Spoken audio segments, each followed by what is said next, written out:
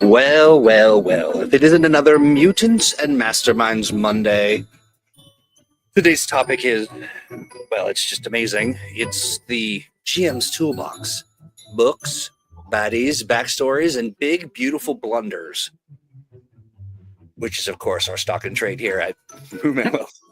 What you're talking about. Right, exactly. How do we sound, friends? Can you hear me all right? If you can hear me, say yes. Not say, type. Because I know Alex and Steve can hear me. Look at everybody in chat. We've got... I got another one. It says, I forgot I had this tab open and was tooling around a certain project when the music started and I nearly jumped out of my skin. Mm-hmm. It's one of my favorite moments. We aim to startle. We really do. So like I said, books, baddies, backstories, and big, beautiful blunders. Here's a couple of B words. And by that, I mean besties. Hi, guys. Hi. It is the time to talk about the GM's Toolbox. We've got lots of good stuff to cover, and not the least of which are some books and things that we can kind of get into. But first, let's sort of, chisel out the main guts of this particular topic. Alex, you want to dive into that? Yeah, so we're talking all about everything that you need to get up and running as a GM for Mutants and Masterminds. So what products to look at, what attitudes to have, what mistakes to be on the lookout for, how to give yourself grace, all sorts of things. How to inflict trauma on your players, their characters. That's right. They're characters, all in good fun, but I can't even call them my unsuspecting players anymore because they've come to expect it. Right. That's right. It is more of a signature move for you at this point. And of course, as always, any questions the chat might have, and also one of the things we love about our chat is the notion that we've got some experts in the chat that have experienced their own sort of collection of the perfect GM tools. Be sure to share those as well, and we will talk. Thank you, Nate. Moo, mom. Oh, I love it. Real quick, I just want to run through the chat. And Doc Void says, I'm sorry, friend. He says, well, congratulations, you succeeded. Another win for me is a loss for you, Doc Void. Let's see here. What else do we got? Some good soup says, hi, I'm still in bed. Well, I'm jealous. Maybe we should do we should do like a little from bed stream. No, maybe not. I don't know. I'd start snoring. I guarantee it. Valken, good to see you, friend. Glad you returned to join us. And Claude says, you failed to notify me. Well, we're going to find out who's responsible. You had one job, YouTube. Right, exactly. Warden Maximus says M&M Roulette was pretty trauma-free, bringing up this weekend's actual play, Alex, which is kind of true. Well, it was trauma-free for them. Was it traumatic for you, Alex? Was it? It was a little traumatic for me, but it was fun to do GM stream of consciousness and just sort of figure out what was happening in the moment, which was, I don't want to say is usually my style, but this was a little exacerbated. The whole idea was we don't know what we're doing, but we're going to do it live, which is generally our approach. But this time was on purpose. We had a great time. We had some Keskort mutations were our heroes, and they got to stop Mercurial from destroying the tri-state area when she was trying to destroy herself. So now that event is up on demand here on the YouTubes, and I highly recommend that you check it out because it was a lot of fun. Really great cast. A collection. Great heroes. We had an owl totem named Strigg, an ogre powerhouse, and a fishman named Iceberg. Nice. It was a nice collection of characters. Of course, the cast was made up of our friends from the Cape and Cow Club, which you can connect with by heading over to atomicthinktank.com. They pay just like $8 a month for some pretty amazing activities and things like that, not the least of which actual plays run by you guys. once monthly, I believe was our commitment to that. Or no, was it quarterly? I remember. Yes, I remember it well. But yeah, it's many oftentimes, and it's a lot of fun. M&M Monday sleepover. I like the sound of that. Right. Oh yeah, Doc said I wish I could have made it to this game this past weekend. Hope everybody had fun. More to come, my friend, and we hope to see you there. Indeed. And you're right, Doc. Mercurial is a fun villain. Yeah, absolutely. Mercurial is a made of mercury. Just a puddle, basically. Yeah, love it. Yeah, she's got cool powers. I like Mercurial. She's fun. Oh, Warren Maximus says I had to roll a D61 to pick our villain.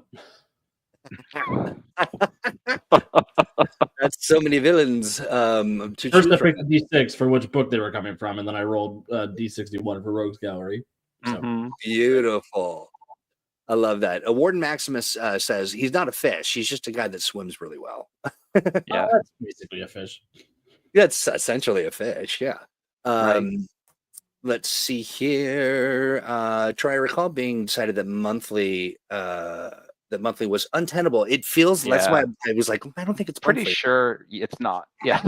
Yeah, because that is the truth. It's not tenable for sure. And then Claude says we need an adventure where Mercurial gets empowered by the god Mercury. Sure, in a pack of mercs. I love it. Just stuff every merc related word into it. Right. Yeah, exactly. Doc Boyd, you're right. Because people are understandably busy. It's just it takes some energy. Scheduling is the true enemy of. Yes. Oh, also, Alex, you deserve some a medal or something where it was just a one shot. It was. It was a true one shot. We ended it in time. It was good stuff. That was a lot of fun, and I recommend people check that out. We'll drop the link here a little bit later. But for now, let's talk about the GM's Toolbox. Indeed. Yeah. So I think the place to start, after you have your Deluxe Heroes Handbook, obviously that's the first thing you need to learn the system and everything. But I think a GM screen and a Game Master's Deluxe Game Master's Guide is the right place to go next from there. Absolutely. Nice. Yeah. Now all that stuff, of course, you can pick up in the Mutants and Masterminds store. Indeed. And I'm going to drop a link to that whole thing here in just 2 seconds. But do continue. Sorry. Yeah. So the Game Master's kit includes a GM screen, which even if you don't use to hide your rolls, has a wonderful selection of tables. And sample difficulty numbers, all sorts of things to get you going to reference on the fly. It's got your conditions, it's got your rank table, everything that you need to sort of make things up as the players come across their amazing problems and enemies. It also includes a couple of double-sided handout sheets that you can give to the players that also include reference material, which is always useful at the table. Yeah. And then the Deluxe Game Master's Guide, it's a great breakdown of superheroes as a genre. It's a great breakdown of the roles of villains in stories where the villain's intended to be more proactive. And there's just lots of good things. There's a whole bunch of extra minions, how to format challenges and hazards. There's just a bunch of good information in there to really get you zeroed in on how Mutants and Masterminds works as a game system. And I think that the Game Master's Guide shows a good variety of the different kinds of tools that game masters can find useful, ranging from the bits and pieces of having actual minion stats and villain archetypes and all of these ready-made characters and materials to use, just drop into your game, as well as the more sort of less game system oriented but more sort of game master advice on how to think about how to build your setting, how to build your adventures, how to put together your team of characters, all of those sorts of things that go into game mastering that are less part of the rules per se. Yeah, and it's a great resource. It really gets you thinking about our game and how it differs from other role playing games. I love that. And, you know, I was going to also add one of the things, it's not necessarily a book, but it's vital, is the M&M community, right? I mean, like, also a great resource. Yeah, tremendous resource. And I guarantee you, if you've run into a Mutants and Masterminds conundrum, they have perfected it and talked about it and, you know, developed it in the entire thing. So you can engage with them in many different places. One of them, the key one, I would imagine, and that's, you know, that's me, but is the Atomic Think Tank. There's so much great stuff. And of course, you'll stick around to the end of the program. We'll talk about what's in the tank for Mutants Masterminds. But yeah, a great place to go. One thing I've always loved about the M&M community is how willing everybody is to help everybody out. And Yes. I've seen plenty of occasions where somebody has been like, I, you know, want to do this kind of adventure or this kind of character or whatever, and I'm stuck. And folks will supply all sorts of useful ideas or resources and the like on communities like the Atomic Think Tank. It's really been great. Yeah, it's super fun. And they're just ingenious. Yeah. What else do I keep in my GM toolbox? I keep poker chips to signify hero points. Ooh. Yep. And I have some 4-leaf poker chips for luck points. Usually my preferred tokens for hero points as well. Yeah. Paper, pencils, obviously. Yep. Index cards are really helpful to jot down quick minion stats if somebody runs into something you don't have stats for. Yep. Oh, so do we want to talk about one of the great M&M Game Master cheats, which is if you really need quick stats for something, all you need to do is decide what power level it is, and that's what all of its stats are. That's the stat. Yep. I do that all the time. I'm like, this is a PL3 minion. That means +3, +3, +3, +3. Right. That means everything I roll for it is +3. Done. Doug Boy says, wait, there's more than one version of the GMG? There is. Okay, let's talk about that. There is. So we ended up producing what is the current edition of the Game Master Guide, the Deluxe Game Master's Guide, during our reprint process. So it does have some additional content as compared to the first edition of the M&M Game Master's Guide for 3rd edition, which is no longer in print. So it's not like folks are going to get tripped up by having to buy one of 2 different versions. You know, it's basically it's the one that's available now. But for folks who have been with us for a long time, who are going to be familiar with the earlier Game Master's Guide and know that the Deluxe Edition has some additional stuff in it. Right. David Bodie, it is seriously just that simple. Yeah. We're saying, what? Just PL? If you want the slightly more complicated version of that hack, you pick archetypes for fast character, tough character, balanced character, and you can even upscale it to villains, not just minions, if you want. Like I do PL10 minions are 8 dodge and parry, 12 toughness, or 10 and 10, or 12 and 8. Just go off of that. Yep, just play the trade-offs a little bit, and you've got a little variety, and you're all set. Love it. All right, good stuff. Okay. That's my first. I think that's my first permission to you guys as M&M Game Masters is your villains don't have to play by the same rules as the player characters. You don't have to know all of their power points. You don't have to know where everything's allocated. Just be consistent and give yourself the grace to just be like, it's a villain thing. I don't know. Right. Right. I love it. Right. They've got as many points as you want them to have, so you don't need to keep track of them. Simon Wentworth says, I sometimes combine NPC archetypes to keep heroes on their toes. So it's a surprise when it turns out that some criminal actually has some military training and knows what they're doing under fire. Sure. Mm-hmm. Yeah, I dig that. Okay, so what are there some other things like, you know, I'm intrigued and always have been by your clay poker chips. You had some done up for USP. Mm-hmm. Which, of course, is your personal project, and a lot of folks are engaged in that.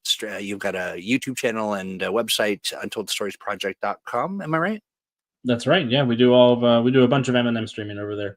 Yeah, it's lovely and really just a wealth of information. But the chips are awesome. It's just such a cool little thing. They're not that expensive. They can kind of, and they add such a depth to what's going on, and then people can take it with them. You know, when they're done. Yeah. I need to order some more actually for next con season because I'm almost out. But I can see our code on the back. I do our logo on the front. It's a nice souvenir for people to take home with them. Oh yeah, and I've got one on my special shelf of fun things. But sorry, Steve.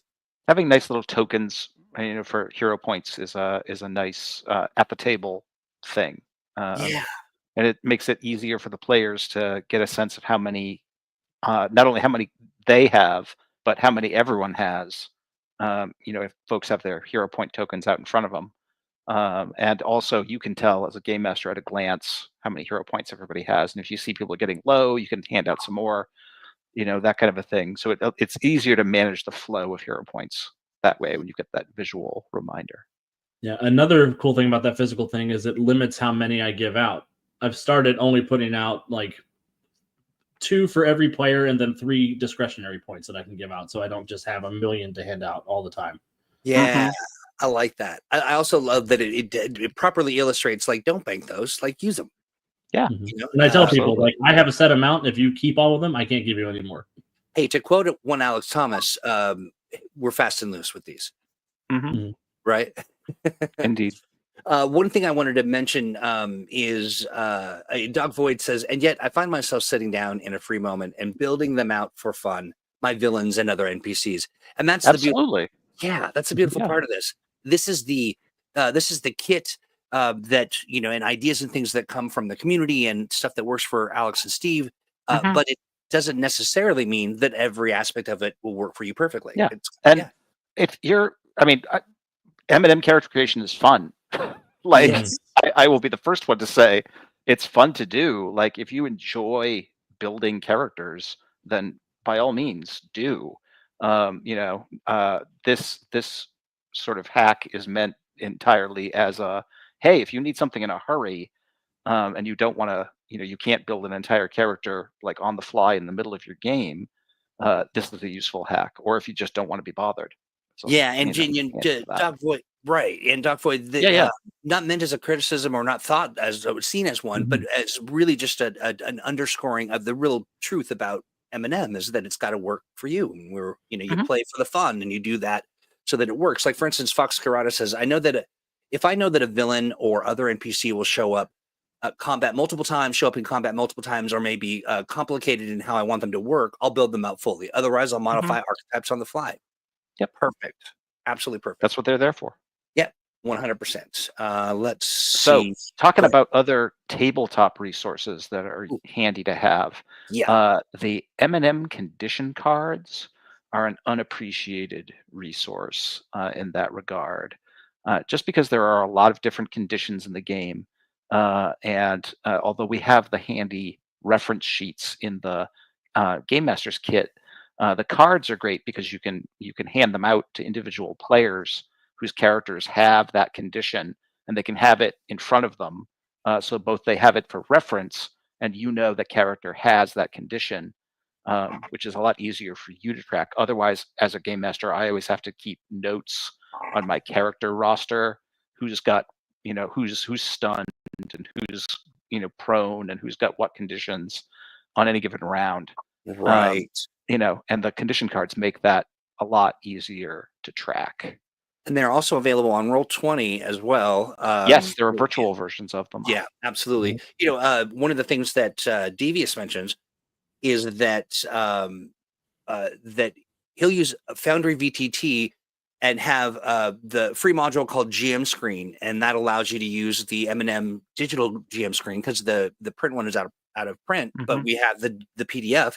So you can do that and then have your players access the screen throughout the game. So with all that interesting, important information on there. So that's great.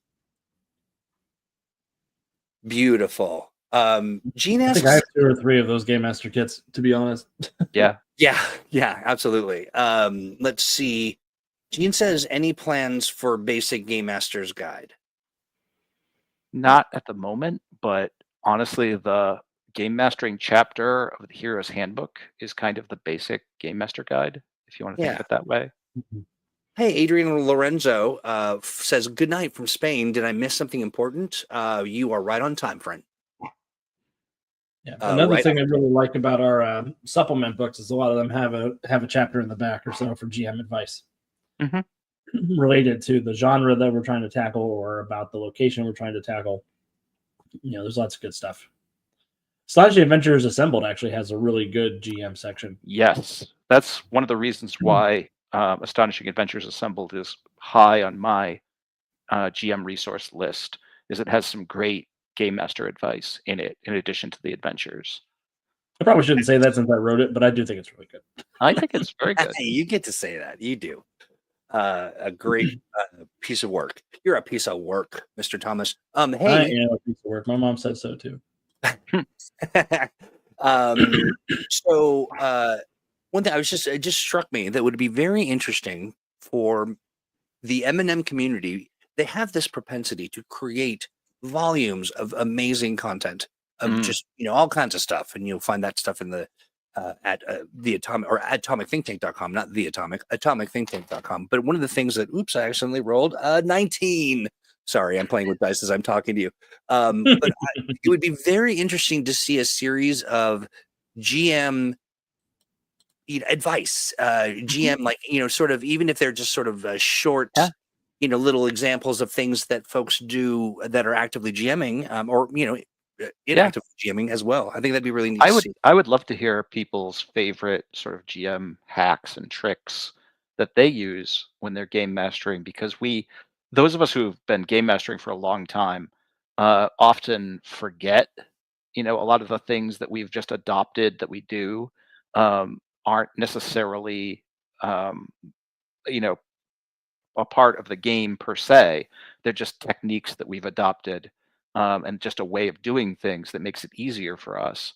Yeah. And it's something that I think we could do more about teaching, as far as that goes. Yeah, agreed. And before the program, Steve, you mentioned Astonishing Adventures Assembled, and we've got a couple people in the chat that you're just saying it's a great resource. It is. It really is. Oh, Claude says it's I recommend it to everybody who's starting off as a GM for M&M. Yeah, because it comes with a bunch. It comes with a bunch of adventures and also how to organize those adventures into a campaign 3 different ways. That's nice. And then Claude also mentions that it's his favorite because it has the NPC Claude Gray. Yes, the most important character in Earth Prime, as we know. That's right. I mean, second only to Bowman, I guess. It's funny. I don't think I've ever seen the NPC Claude Gray and Bowman in the same place. What? Weird. That's None of them. Let's see. Yeah. So we have another shout out for index cards. Paul Rose says an essential part of my GM toolkit are small whiteboards and easels, index cards for GMs, of course, and whiteboards for players facing info. Oh, I see. Okay. Neat. Yeah, that's great. Yeah. Little dry erase marker never hurt anyone. I dig it. Warden Maximus says my hack, if it can be called that, is that I make a ton of characters of different PLs, and I either made adventures encounters around them, or I pull them out when I need a baddie. Yeah. Yep. It's great to have a deep bench when you're a game master, and to have just a lot of characters that you can pull together when you need one. We've talked about this in the past, but I just imagine that, in either your Minds file or your, somewhere, near you, you've got a collection of heroes and villains and all kinds of stuff. I'm talking to you, Alex and Steve. What does that look like? Is it just by necessity you've got a file, or do you do things on purpose? Like, is there a kind of a method to that collection, or or is it all madness? I wish I could say I do things on purpose. Right. And I think it's a mixture of the two. Sometimes I do have very long-reaching plots, and I've got like a bench of people that I'm like, these are the villains I know I can rely on and I can do justice to at a moment's notice. And then sometimes it's just giving yourself permission to say, let's do the thing and see what happens. It's true. Nice. Yeah, I dig it. John mentions one hack I've seen used to good effect for a GM is to declare victory conditions, i.e. when the heroes have done enough to dramatically triumph with the big bad of the adventure, they're down for the count, and all the ominous plans and ultimate weapons are shutting down. Yeah. Well, yeah, it's important as game master to you're the one who's in control of the sort of overall flow of the adventure, and to get a sense of when things are just sort of grinding out, and to be like, okay, we're done, as far as this goes, or to just not turn your climax into anticlimax. If you've had a big, they've taken out the main bad guy, but there's still a bunch of minions left. You can just go, yeah, the minions give up. There's no more. their boss is done. You guys are going to take these guys out. There's no point in just grinding out the next few rounds of combat so that you can take a bunch of minions who can't take you anyway. Right. Yeah. Just tell me what cool thing you do scene. Right. I do like that too. Right. Honestly, it used to throw me for a loop. But I found when I was able to really do that thing that it just really felt right. Now, when that doesn't happen, I feel a little bit like, oh. Honestly, in addition to that, one of my favorite things is tell me in what way this fails. Yes. And that makes it so much more fun. It really does. I mean, I can, as a game master, just be like, yeah, you miss, or whatever. Or, yeah, that roll wasn't high enough. Let me explain how punishing this is for you. But it's way more interesting to tell the player, okay, this is 2 degrees of failure. You both do that. On this check, what happens? Yeah, you both do that, and to watch it unfold and to see with the joy and delight that the person who failed has in describing their failure, it's really fun. It just adds a dimension that is just, to me, just feels so uniquely Mutants and Masterminds. But we have a chat on chat question here real quick. It's chat. Chat. Do you have any chat on chat question? Right, I know. Do you have any published villains you find yourself using often or that you'd recommend? Nice. Let's see. We've got some stuff. I also find that the players are often way meaner to themselves than I would ever be to them. Absolutely. Absolutely. And always there's two generally speaking, to a comedic effect as well. It's a fun way to lighten up. They usually have a much bigger sense of both comedy and drama about it. Right. Having spent some time thinking about their character as well. That's really, really great. Sean Holland says, here at last. Finally, we've been waiting for you. Now that you're here, we can start. Yeah. Honestly, how do I fail is like one of the ultimate superhero questions, right? Because it really is. You know what a failure looks like for Spider-Man versus like Star-Lord or Captain America, and how that's all different. Yep. Yeah, absolutely. Klutz says, I've used Professor Jackanapes quite a few times. He's fun to ham up. Sure, I'd imagine, with a name like that. And creative failures are always a great opportunity to award hero points. Yes, Devious just mentions that as well. I love rewarding hero points for expertly crafted failure explanations. Absolutely. That's really, really good stuff. Let's see. John says, have 2 or 3 reoccurring enigmatic NPCs or mysterious plot elements and write down several different possible explanations depending on what ends up the most interesting to the players. Sure. Sure. Absolutely. Gene says, or maybe a handful of minions escape when the heroes defeated the boss. Yeah, they plot again another day to maybe pop. Somebody's got to break the boss out of jail. Right. That's right. Paul says, I tend to like door at lockdown. Yeah, exactly. Well, they're always trying to wiggle their way out. Paul says, I tend to like villains who create other villains, like a mastermind who creates a horde of mercenary types, just like Justin Hammer. Sure. I like that. Yeah. Dr. Shock is a great bad guy for that sort of thing, because he's both Frankenstein and Frankenstein's monster in the same bad guy. Yeah, that's awesome. David Bodie says, feel free to move a minion that survives a fight by dumb luck or great luck into a true villain status. Yeah. That's the promoting the pawn maneuver. Right. Yeah. The creation of somebody's future nemesis, I definitely love that. I'm always like, this minion gets a name now, I guess, when they survive like 2 or 3 hits from a hero. Right. And it's always great to bring the new villain, in and have them, just rant at the heroes, and the heroes being like, we have no idea who you are. You don't remember me? Like, you don't remember me? I was 4th minion from the left. Right. You punched me in the face. Right. The heroes are like, yeah, maybe. I mean, I hit a lot of guys. That's right. I had to go to PT for 9 months. Right. This is good stuff. Hey, Mark's Pile says, I often make cheat sheets for my players for common or complex rules. And for a new player, I might run them through a tutorial mini session to help them if they're joining a campaign and process. Bless you, my friend. Bless you. Because oftentimes that's all it takes for a person to be able to wrap their mind around what's happening. And that is just some context. My favorite approach. Oh, sorry. Go ahead, Alex. Yeah. What I was just going to say was one other piece of GM philosophy for M&M, for me personally, is I ask, what cool thing are you trying to do? What are you trying to accomplish? And then I'll tell them what to roll. I'll handle the mechanical aspect of it behind the screen. Right.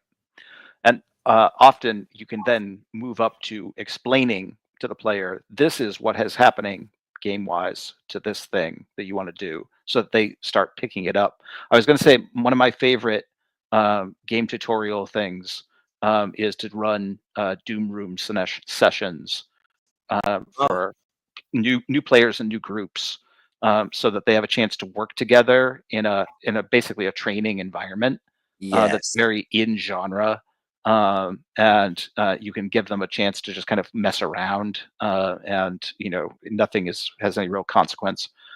So they get a chance to get a feel for the rules, and you can make the training scenarios more complex as you go on. Start out with a simple, hey, we're going to fight a bunch of robots, scenario. And I'll tell you, as a person, as a new player, there's nothing better than cracking the code on the process around the table so that you free up some of my brain to have fun and ham it up, otherwise me of all people will be way more subdued, which maybe is a good thing. Whatever. But Fox Claude and Doc Void have me thinking about a villain who is a physical therapist who's just mad at the heroes for sending all these people to PT. Right, because they're so cranky. They're a health menace. That's right. They must be stopped. That's so great. That's awesome. I love it. Let's see. I want to bring up. Fox Corona says, I love using the embalmer. Whose ever idea it was to make the Undertaker's manager a villain. Kudos. I love doing the voice. Yeah. Well, that's an important part of the GM toolbox as well, which is just the voices, the theatrical bit of it, all of that fun stuff. The set dressing, as it were. Yeah, I'm terrible at voices, unfortunately. I am too. Yeah, as a GM. And accents. I can't do accents. Yeah, I'll start out with voices. I'll start out with a Russian accent and then move to a country and Western. It's real weird, real fast. Let's see a couple more things here from the chat. David Woody said a good approach to getting players used to the system is to do a Matrix style fight room and insert their characters. Yes, he goes, Steve got it. Yeah, absolutely. Just that. The theatrical villains are the best. They are the most fun to punch, I believe. That is my thought on that. And then David Woody also adds, I had a great fun mini game of putting my players through a Jedi fight. By the end of the fight, no one was a Jedi. That does sound about right. Okay, you get the Jedi-ness punched out of you? Yeah. What happened actually? With no certificate was available, they did not pass the course. Right. David brings up Hydra Bob, and I think that's a natural extension of every role-playing game player's habit of adopting the cute villain. Yep. Hydro Bob. Hydra. Yeah, Hydra Bob. Hydra Bob. I thought you said Hydro Bob. He's the archetypal poor villain minion that we care about. Yes. Story we follow. But yeah, I mean, real soggy villain. Take any random goblin, basically, and the player characters will adopt them at some point. That's right. That's right. Or a foundry robot or a shadow agent, just somebody that the heroes are like, no, we have to rehabilitate this person and make them our pet. Yep.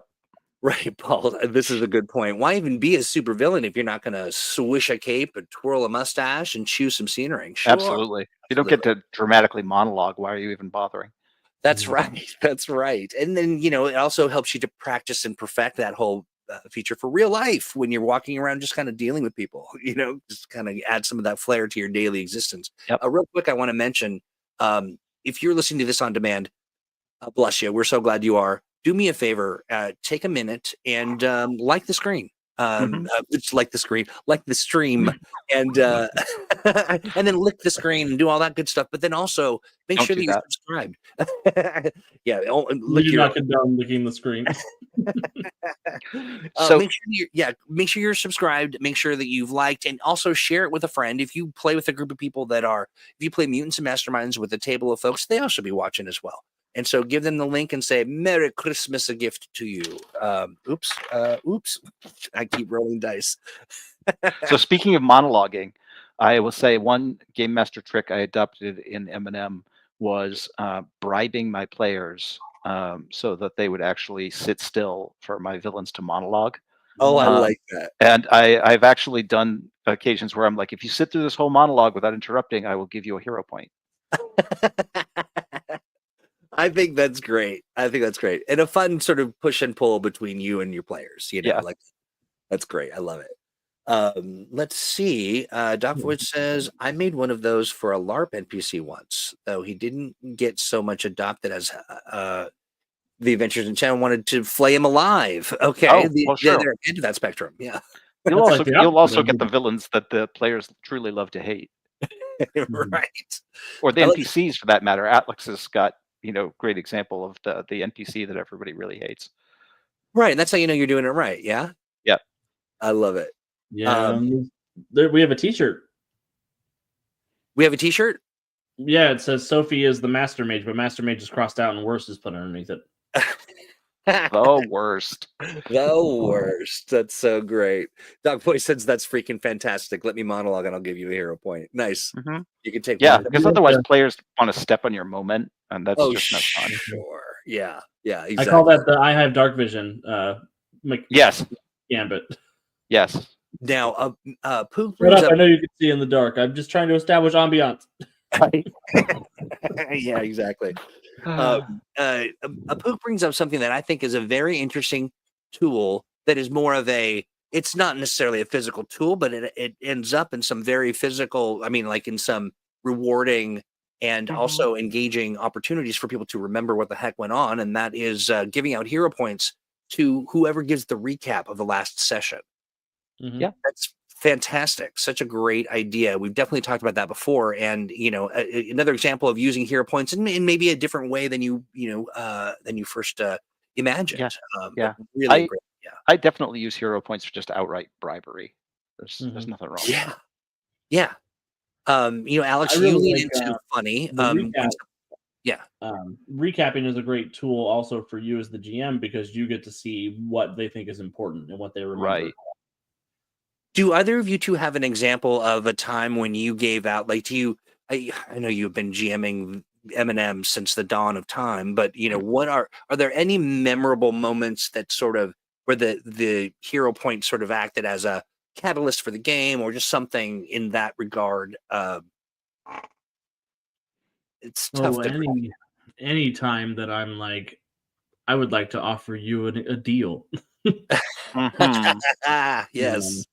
Where I'm like, they say something, and I think, oh, that could be a fun complication for the scene. If you want your complication to be a problem for you, I have a fresh hero point here behind my screen. That's all yours. I love that, and the gravity with which you present it is really fun too. That's awesome. I like handing out hero points for just dramatic situations, especially the situations where the chips are down and the players are really willing to throw themselves into their heroes being heroic, and just like being dramatically defiant and we are not going to give up, sort of a thing. Those are moments where I would just give you a hero point, as far as that goes. One of the things too that I love that both of you have done that I've watched is when there's an interaction between two heroes, two people at the table that is particularly significant or poignant or something. A cooperative moment that just deserves a highlight, which I've seen happen. And it really just it takes the people who are playing and it rewards the behavior that you want to see, but it makes them feel like I'm doing it. I'm doing the role play. It's really great, I think. Oh, sure. Doc Voight says, I also give out a free hero point for someone's birthday. Yeah, it does not vanish until used, however many sessions that is. Okay, that's really great. That's clever. I like that. Give it a little life beyond. Yeah.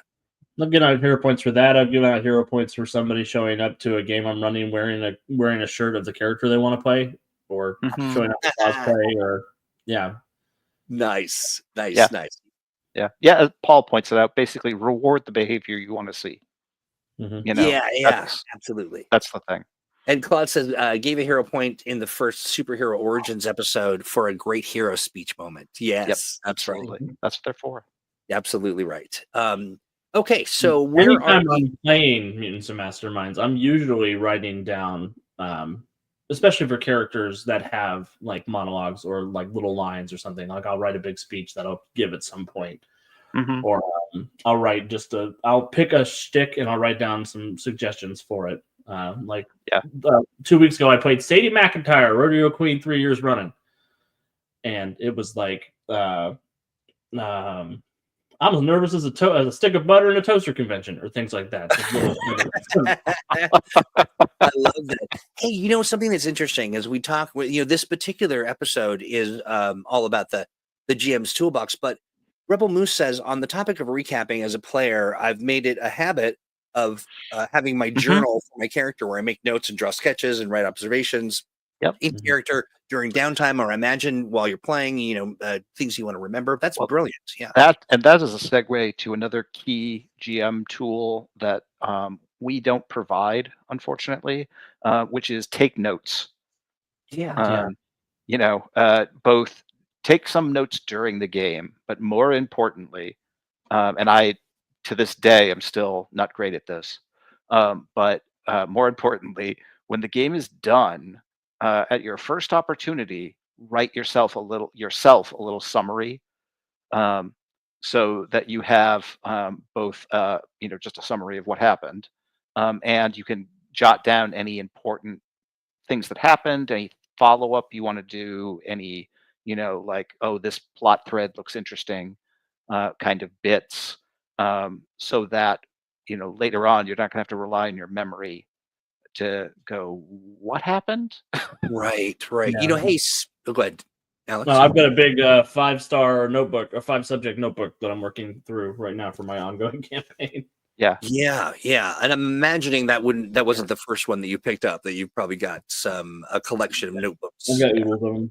And Google Docs and things in duplicate and triplicate, and my your future self will thank you for doing that work.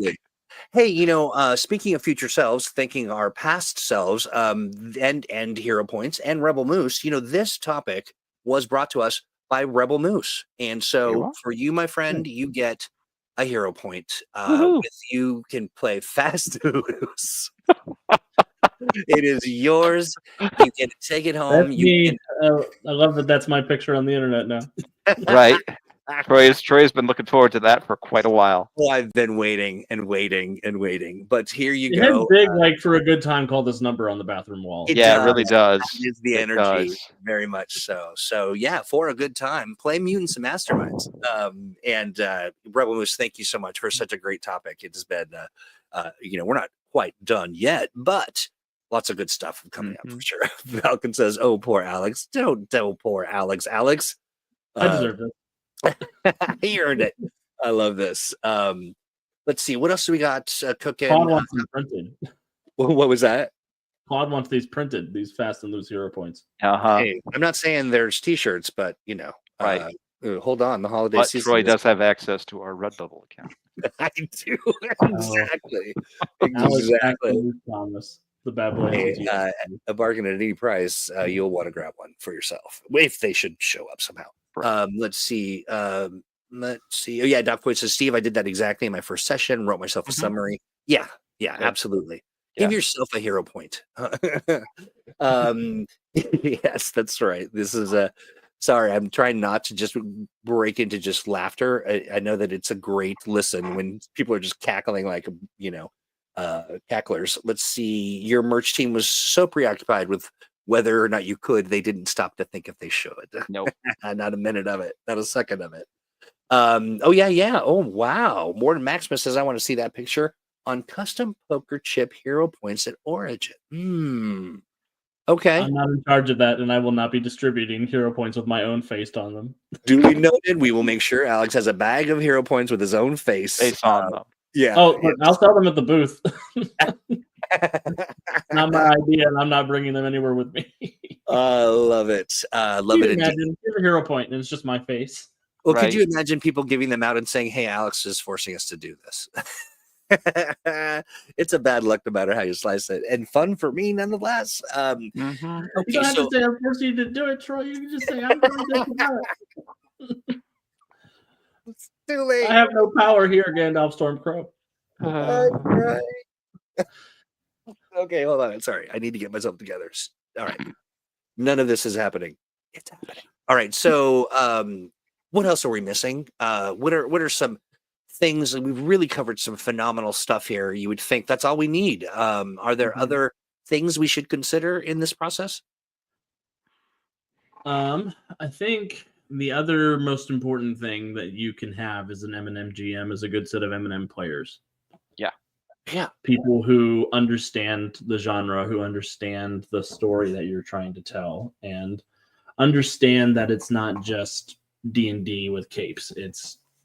There's a whole different gameplay philosophy. There's a whole different idea behind the stories we're telling with Mutants and Masterminds. And having people who are on board with that is going to make your job a lot easier as the GM. Yeah. And one of your important game master tools is both the session 0, where you lay out sort of the ground rules and the expectations of the game, and regularly checking in, with your players about how all of that is going.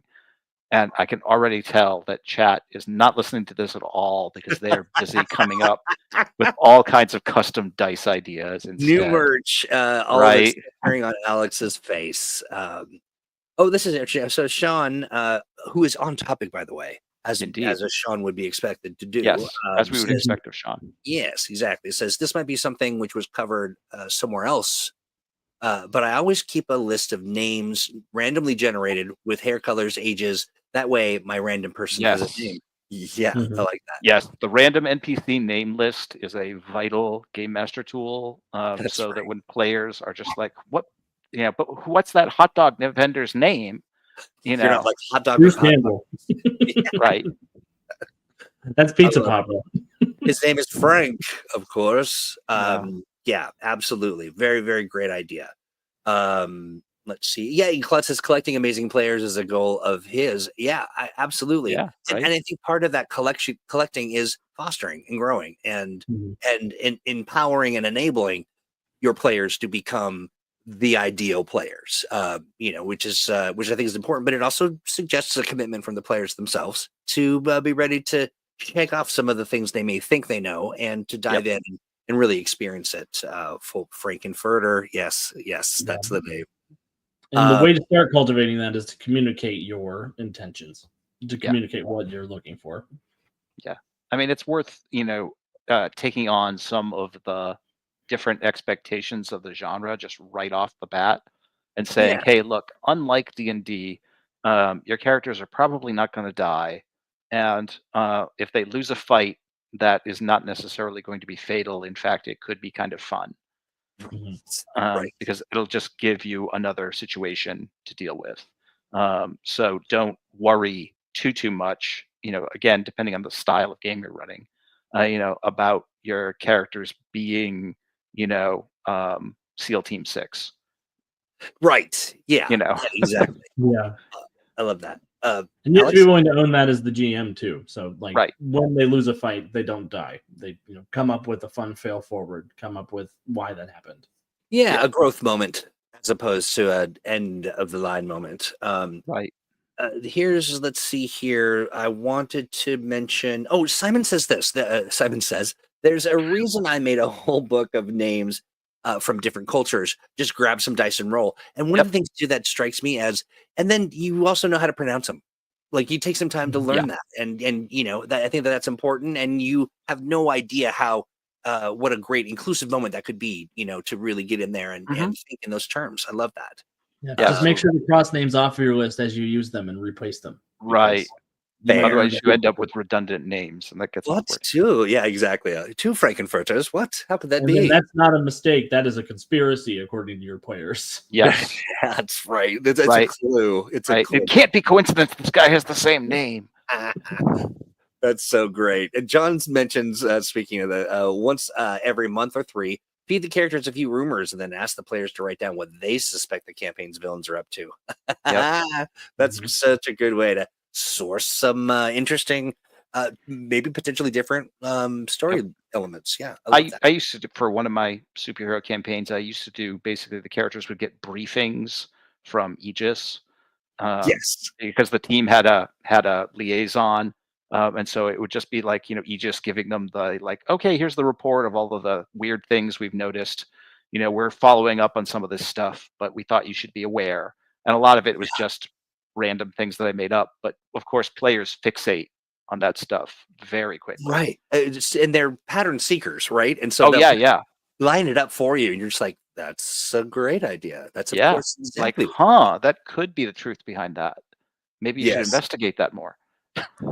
Absolutely. I love that. So Claude mentions I hate Daedalus. I don't hate Daedalus. I love kidnapping Daedalus. Right? I was just going to say Alex loves Daedalus. He places him in peril all the time. He is the perfect damsel in distress, I hear, from Alex Thomas. He's also who I play anytime that I have to play a Freedom League character. Yeah. Right? Because I know I'm going to roll low and we're both going to be in trouble, me and Daedalus both.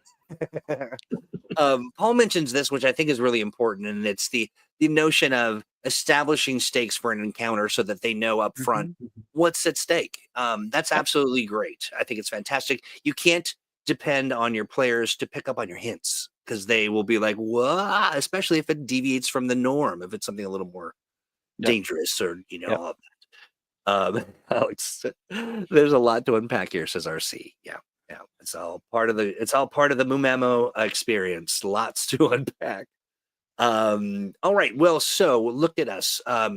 We've got a few minutes left, and before we break into our What's in the Tank segment with our very own Devious, there's a couple product questions kind of floating around, like what's next on Roll20, specific products kind of stuff. Do you want to share any updates, or what do you have? Let's start with Steve. What's going on with you, and then other things in the Steve Kenson cinematic universe? I am so far back in the production queue that there's not much I can talk about.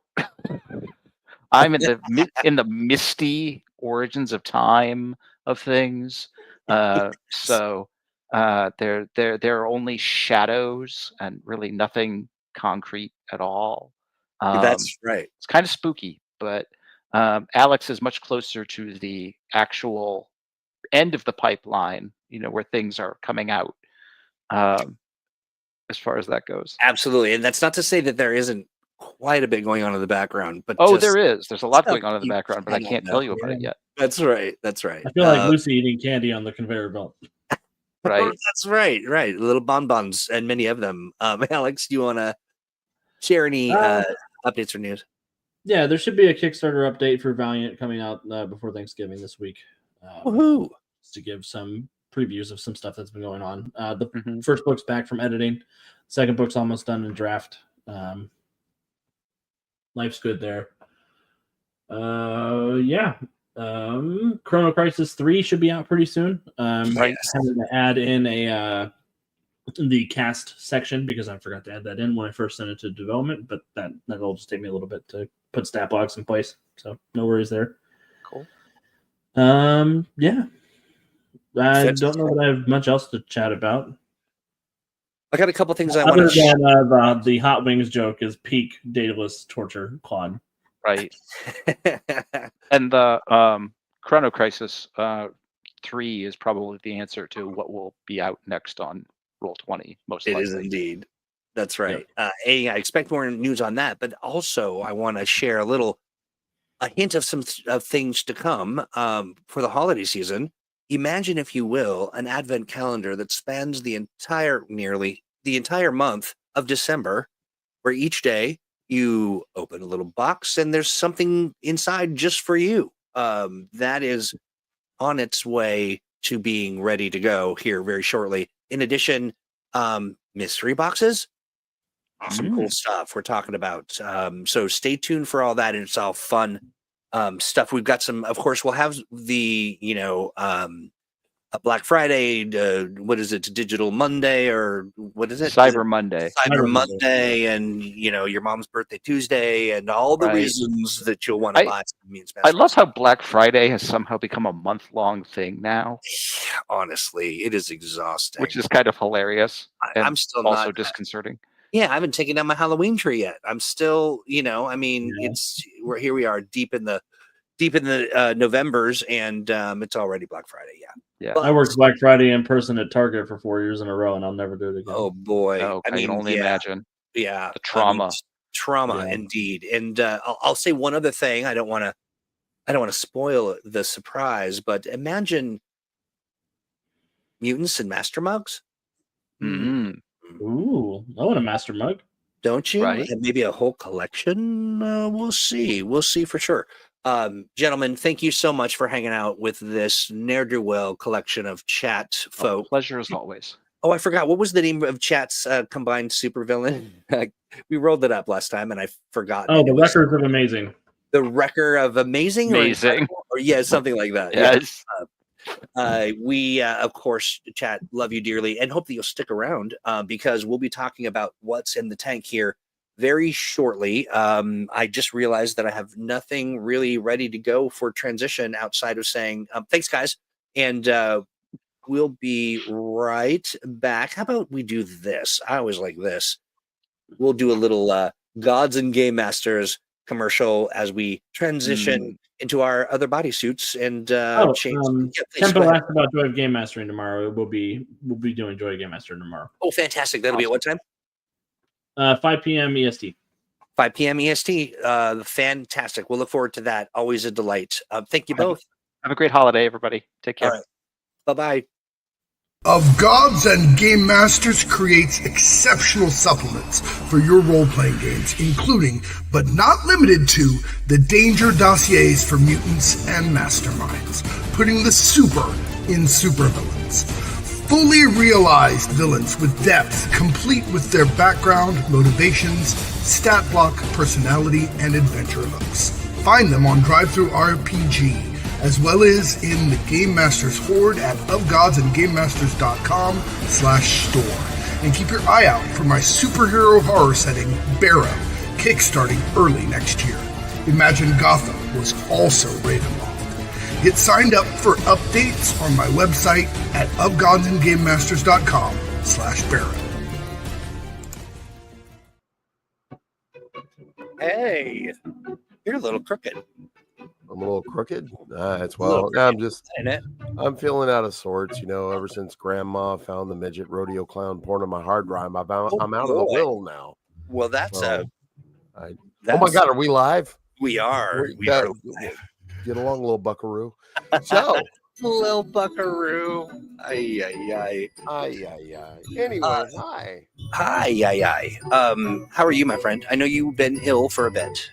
I have been fighting tooth and nail with a cold or a sinus infection or something that has just decided to take up home in my head. And got you. Like go between my ears, my nose, my chest, my nose, my ears, and just wee. But you sound a lot better. Yeah, I feel a lot better than I was. I'm feeling better every day. It's just slowly. But well, I'll get there. You'll get there. You get there for sure. But for now, you're here and you've made it, right? Yeah, you've made it. We are going, of course, to have a discussion about, what's in the tank, which is sort of our. How would you describe what's in the tank? It's sort of our glimpse as to what's happening in the atomic think tank. Yeah, exactly. And we've got actually a lot of stuff to go over. We didn't do last week, and we didn't do the last week before that. So we've got 3 weeks to catch up on. Well, that's awesome. Hang on one second. Oh.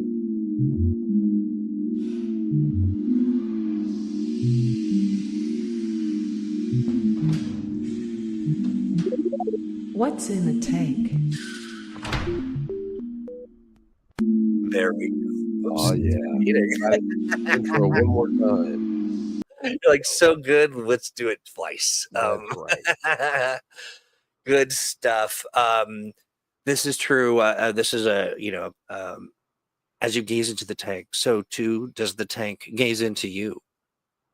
Oh yes. I love it. Oh, yes. All right. Well, let's do it. Okay. Well, first things up, let's go back in time to the 10th of November. We had a number of articles in there. I did an article on creating a nemesis, and by cracky, We'll get to that in just a second. But Okay. there was another challenge in there. Make Your Pitch by Paul Rua put up there, or I put up there. Sorry, Make Your Pitch. Freedom City Revisited: A Decade of Change. Basically, what went on 10 years after, the Freedom City was put out there. And we've got characters aging up. Chris Davies did one, Centuria 2027. Julio Caesar did one, Creator 2027. And I also did an article on villains as mirrors and foils and nemesis. Sure, why not? Valdry, Valdera. I'm sorry. Anyway, and of course, Steinbrewer brought it, as he always does. As he is wont to do. Yeah. As he is wont to do to the Aegis Files. Had a number of wonderful items in there. And of course, Paul Rua with Symphony of Destruction. The monkey Simeon Drug Czar is actually a kind of a throwback to previous editions of Mutants and Masterminds we had. Yeah, Matt Mabry, of course, coming in with some really strong. Oh yeah, look at that. Liberty League, Freedoms, and Freedom Legion, great stuff on there. And of course, we had, we thought we were going to experience the Superhero Origins issue 2, the live actual play on Don't Kill My Character, but unfortunately, it got postponed. So there's a power outage. Yeah, I believe me. I'm here in the Pacific Northwest with Claude, and it was we had what they're calling a bomb cyclone. Which sounds dramatic, but then when you see the impact, it was dramatic. Lots of stuff, and it was crazy. But power went out, and so that makes it difficult to be a GM of a live stream when there's no power. There's no power, i.e., no internet. But we love that live stream. We love that whole cast. Is just fantastic and phenomenal. Can't say enough. Can't wait to see the next part. Hopefully, Claude will let us know when we can get that in, and we would love to just promote the heck out of it. We will do so, whether they like it or not. We will promote the bejesus out of it. There will be no bejesus in it.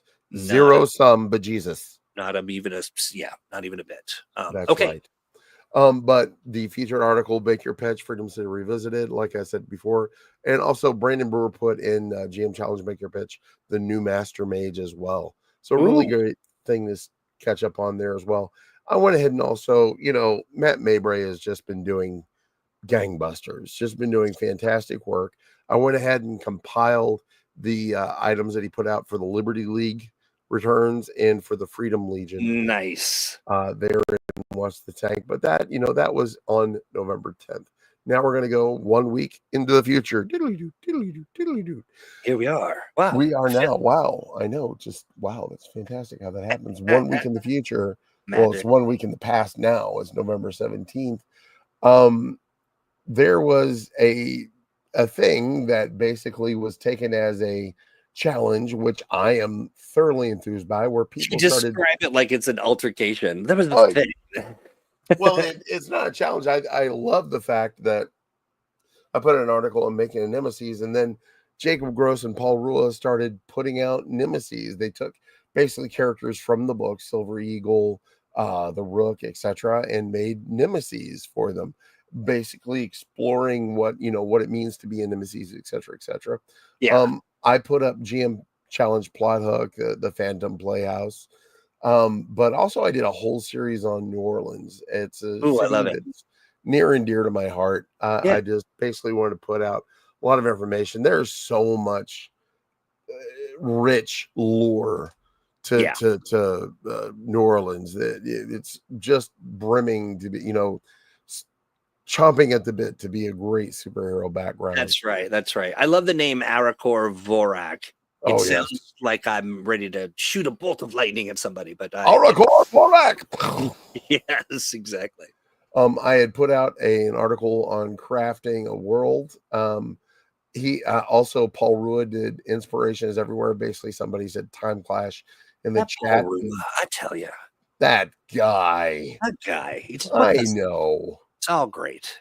It is fantastic. He did a great article, Long Road Out of Hell, Supernatural Scenario Pitch, and Do Not Go Gentle, a Freedom City scenario pitch as well. Yeah.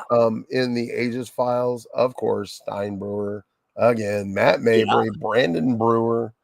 These guys are doing fantastic work. You really need to check out all the stat blocks in the Aegis files. And I thought we were going to have the next. I want to see more of them. Want to see absolutely. more now soon. Claude, when, Claude, when? But also in there, I put the new calendar link for Mumemo that you had put in there. I referred to that. Here's a link for the Nemesis article and all the ones that Jacob Gross and Paul Rua did so far. And they actually put in more after this. Building a Nemesis, Silver Eagle, Catalyst, Centuria, Mongrel. Also, Paul Rua did an index of all the GM challenges that have been put out by myself and him so far. If you want to like stretch your imagination, if you want to get in there and like really think about, hey, you know what, I want to like really use my imagination. It's a muscle. Paul is a guy. I agree with you 100% there. Basically go check out those challenges. They're evergreen. You can go back there. That's you can right. go read them, pull them up, go, oh, okay. They're not for a prize. They're just for the sake of challenging yourself.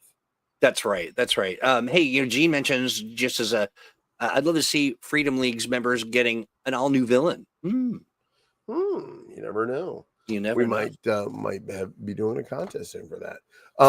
Here's all the New Orleans articles I put together all in one stop and one go. And of course, I had to give it up for Steinbrewer, more Canadian goodness. He had the Arctic Circle, the Defenders. These are like groups. These are not like individual stat blocks. These are stat blocks of groups. A quick question. What is the difference between goodness and goonness?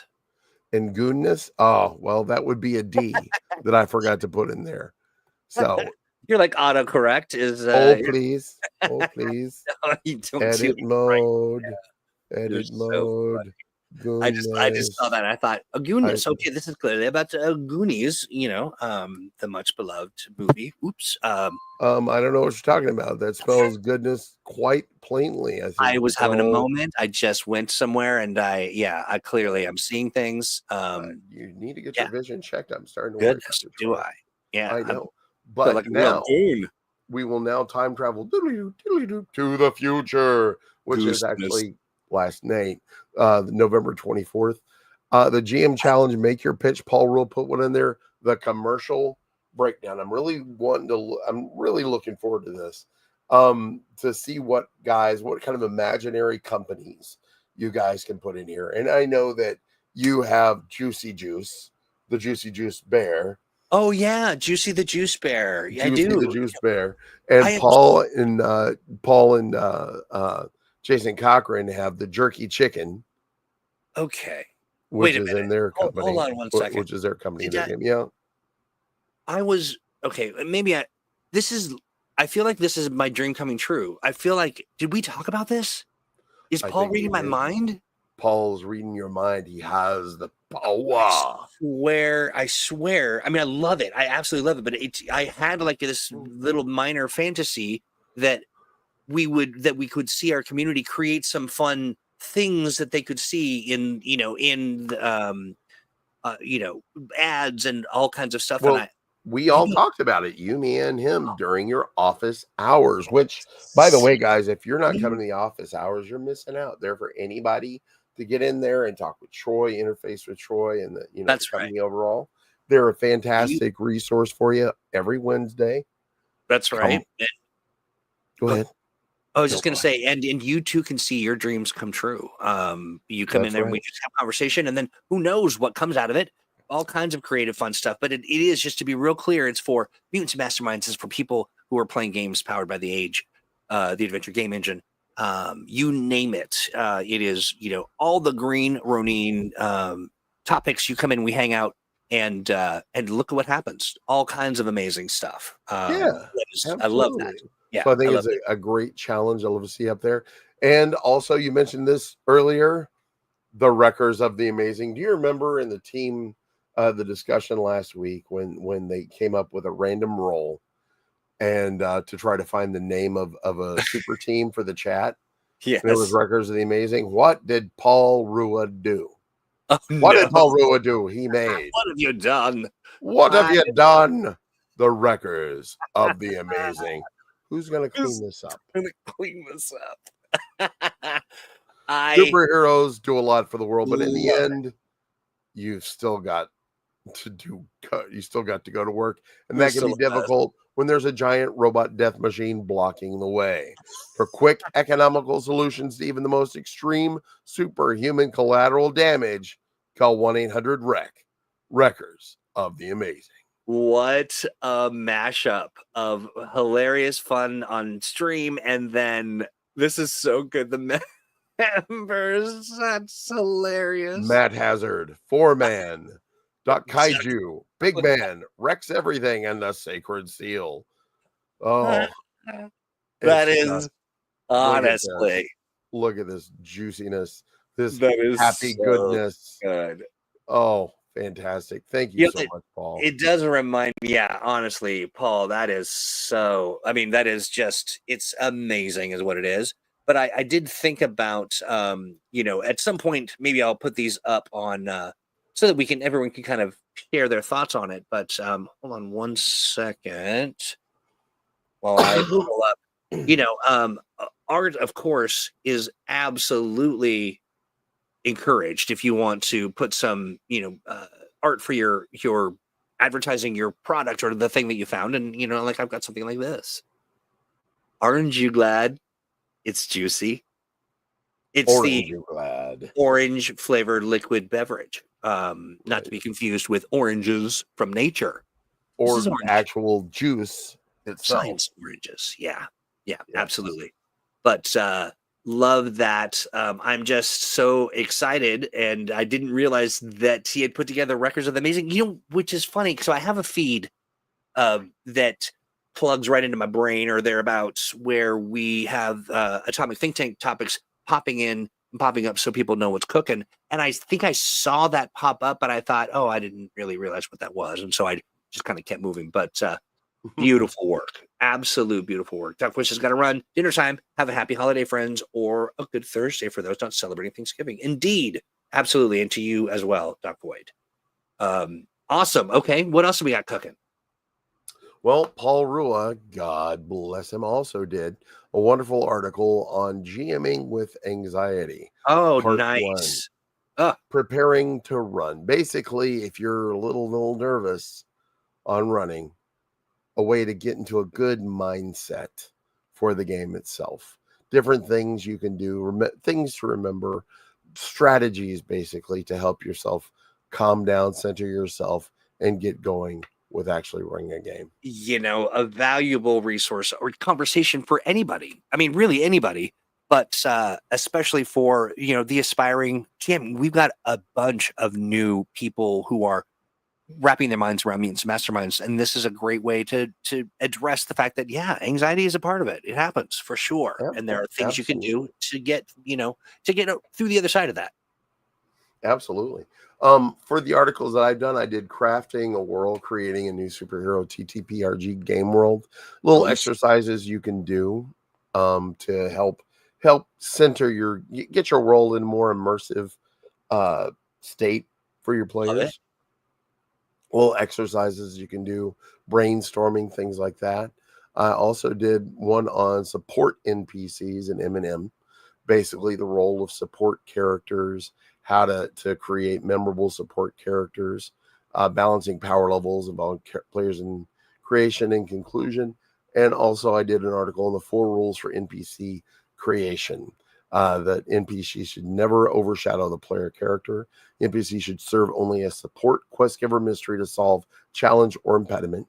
The NPC should embody a specific personality or quirk that makes it memorable, and the NPC should adapt to the player's choices and actions. I love it. Fantastic. Well, that is what I have. I've gone over the 3 weeks of the tank in record time, apparently. So I'm absolutely you have. I think it's the cold medication. It's really kicking in there. And that would explain so much about this presentation. Yes. I'm also wondering why I'm sitting here in the purple crossless squirrels. Anyway.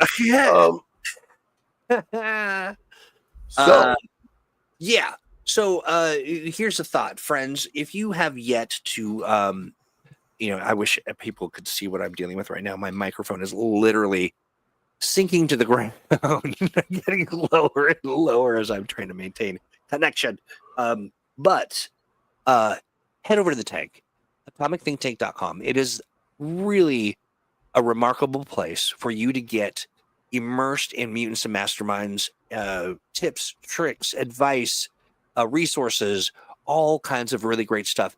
And, here's the deal. You don't have to be someone who is creating stuff all the time. You can come and just enjoy. We support lurkers. We invite you to come and hang out. All you got to do is head over to the tank. You'll fill out a few questions. Don't you dare share that link because it doesn't let them fill the questions out. But chat. Yeah, you head over there, fill out. It's just 3 simple questions. It's it's more of like 2 questions and an agreement. And it's essentially just an agreement to come with a fresh, sort of perspective on things. And also we have representatives from all the various communities out there who are doing Mutants Mastermind stuff. My microphone it's out of control. But it is a phenomenal resource. And what makes it great is not the fact that it is, that I'm there or that anybody's there outside of the community. This is really an initiative, a collection of wonderful people who love the game that are and love just TTRPGs and green running products, and they're just sharing their inspirations. It's really great stuff. I really appreciate it. Now, you say you support lurkers, but that restraining order you issued after you found me in your bushes says otherwise. Not a different kind of lurking, really, but True. You That is true. That is true. And of course, my love, respect, appreciation, and general esteem that it extends beyond the normal everyday esteem that I share. It goes to Devious. Devious, I really appreciate all the stuff you do. Oh, thank you. It's a labor of love, and you share it and show it well, and which is why I love this segment. And I think that might be it. Are we? Is there anything else you'd like to share? I think that's about the long and the short of it. I do want to say thank you so much to Paul Rua for your continued excellent articles. I want to see them, keep writing them, keep popping them out there. Thank you so much to Steinbrewer for St. Lawrence. I love to hear more about the Canadian counterparts in Earth Prime. Keep that coming, Matt Maybray. Keep the excellence rolling out with the Freedom Legion and all, just everything you do. Fantastic. Jacob Gross, thank you so much for bringing it as well. Thank you so much, my brothers. Get in the tag with me. Let's have some fun. Absolutely. And with that, I say, everyone, have a great rest of your week. We've got some fun stuff coming up. Stay tuned for some interesting new products that we just brainstormed on today's show. And please have a happy Turkey Day and an Indigenous Awareness Week. Absolutely. Thank you, everyone. Goodbye. Bye-bye.